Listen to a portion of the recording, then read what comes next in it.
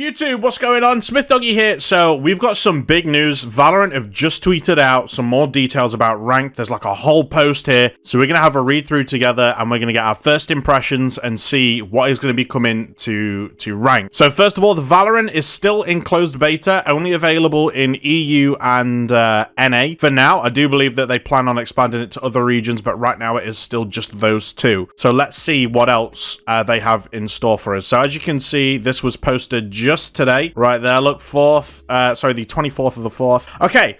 Hey, Valorant competitors. My name is Ian. Fielding, and I'm writing as part of the competitive team today to guide you through Valorant's competitive mode, show you how it all works, and share some why behind our team's decisions. Okay, so the first big bit. Competitive mode will be available soon after patch 0.49, starting with EU and NA. Valorant's competitive mode uses the same in-game rules and format as unrated mode, so there's going to be no adjusting to any durations, round counts, anything like that. It's all still going to be as we've been playing it right now, but with a focus on higher stakes competition. Valorant's competitive system is still in its early stages, and we plan to evolve it over time, but we have a core experience we wanted to share with you all in closed beta so that we can build and evolve the mode together. So the mode we're getting right now, more than likely, is not going to be the mode that we get on launch. I'm assuming a lot's going to change, and it sounds like they're very open to feedback, and they're going to make changes based on that, which obviously is fantastic. That's what the beta's for. Good to see that they're sticking to it. Our system aims to solve some of the common pain points we've seen players experience with competitive modes and ranked systems. We're taking your personal skill into account, so we can recognize when you're crushing it, combat smurfing, reduce players with boosted ranks, and ensure that for most of your matches, you and your teammates are placed into a fair fight. So it sounds like they're going to be taking into account your actual performance in games, not just your wins and losses. So if you got someone who's like going 40 kills and like 5 deaths or whatever, something fucking stupid, and they win the game, they are going to be probably, their rank is going to increase more than those who get the win but maybe didn't perform so hot. So Smurfs, hopefully, is going to help spot them. All right, so that should be that sounds good. Off the bat, positive. Okay. Here's a bite-sized summary with more details below. Complete 20 unrated matches to unlock competitive mode. Okay. 8 ranks, 3 tiers, except the top rank, Valorant. So I'm assuming Valorant is kind of like their challenger from League of Legends. That's your top dogs. Queue with up to 5 player parties. Okay, interesting. So I wasn't sure, because it's Riot, I wasn't sure if they would do like a solo duo mode or if everyone would just be able to queue. But it sounds like you can have a max party of 5 just queuing all together. Now, it does say that they have to be within 2 ranks. So it said earlier, where was it? 8 ranks. Okay, so when it says ranks, it does mean must be within 2. So I'm assuming silver can play with iron or plat, but no further. I'm assuming that's what it means. I'm unsure, because it refers to the tiers separately to the ranks. So I'm thinking iron can play with silvers, but won't be able to play with golds. I'm thinking that's what we're getting at here.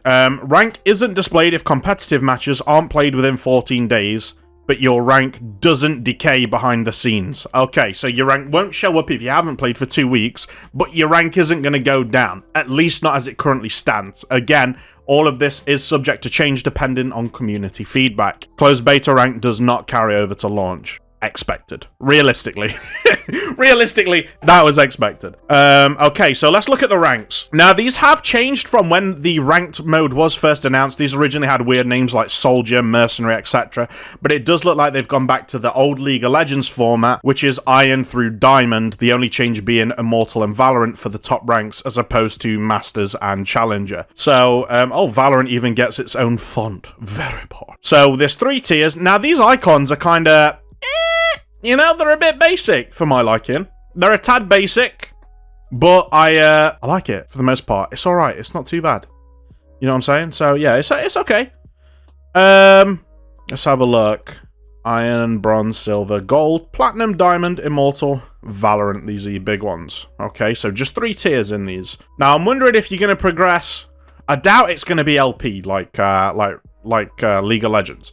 So for those of you who don't know, League of Legends has a system where for each of these ranks, let's say you're in Bronze 1, you have to gain LP for a win. You'd gain so many LP, usually between like 0 to like 25 for a win, and you'd have to accumulate 100 before entering your promotional games, which would be a best of 3, to reach the next rank. So you'd have to win like 4 or 5 games consistently with no losses, because if you lost, you'd lose LP. I wonder if it's going to be similar to that system, or if it's going to be like CSGO, where you just can't see, and if it thinks you've performed well enough, you'll just rank up after one of your games. That'll be interesting to see. I look forward to finding out. But I like the rank names. I think the system is okay.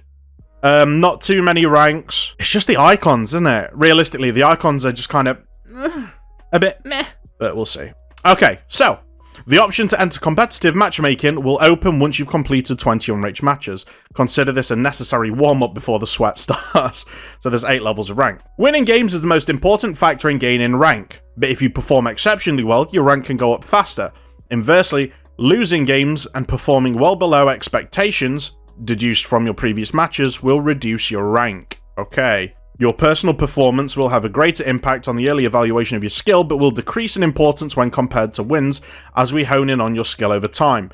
Competitive mode also measures how decisively you win or lose. We figure if there is a benefit to your rank that comes from playing your best for the entire match, it will incentivize you to stay in the fight and not throw games. Okay, so the idea here is that winning games is it's not necessarily the be-all and end-all, but it is the most important thing to win the games. Players who play for just their KDA to try and look like they're performing well and still gain rank, it's not going to work that way. You have to go for the win. So KDA players, don't do it, okay? I'm kind of worried that the whole your performance thing is going to incentivize some players to just fuck off the game and purely just try and play for themselves. I'm a little bit worried, but we'll see.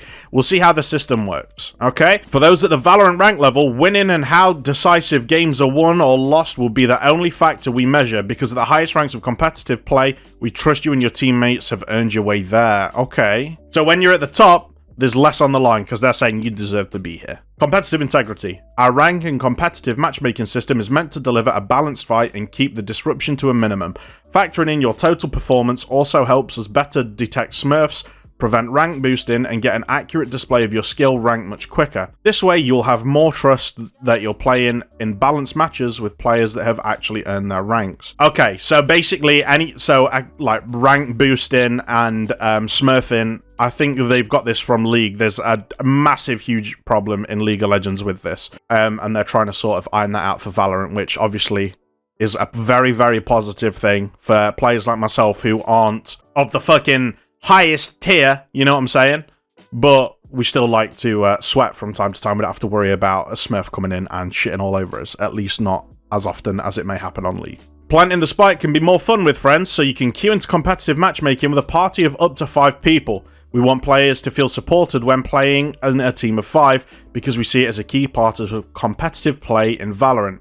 But whoever you party with, must be within 2 ranks or 6 tiers from you. So it is specifically 6 tiers.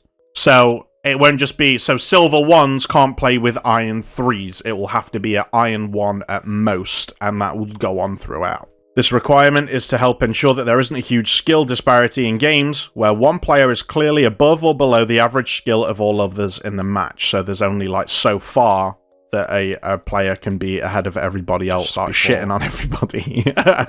We've also taken steps to ensure that you're on a level playing field regardless of your queue size.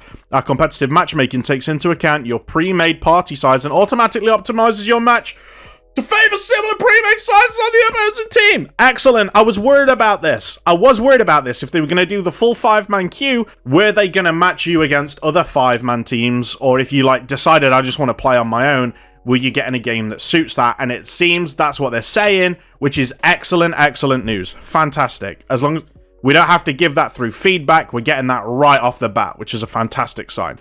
Ranking activity will also be tracked. If you haven't played a competitive match in 14 days, then your account will be considered inactive and your rank will be hidden. Don't worry, your rank will be displayed again after your first match back.